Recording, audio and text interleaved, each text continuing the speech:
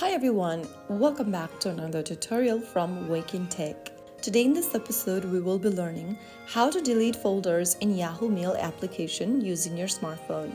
First of all, launch open the Yahoo Mail application on your mobile device and make sure that you're logged into your account. And now once you're inside this homepage of Yahoo, click on the inbox drop-down at the bottom left corner. Now, go ahead and select the folder under the Folders tab that you want to delete. Before deleting your folder, make sure there are no important messages inside it.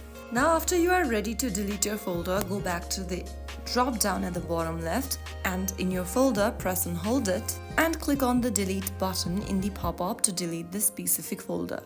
Soon after you do that, the folder will then be removed from your folders tab. You've successfully deleted an unwanted folder in Yahoo Mail.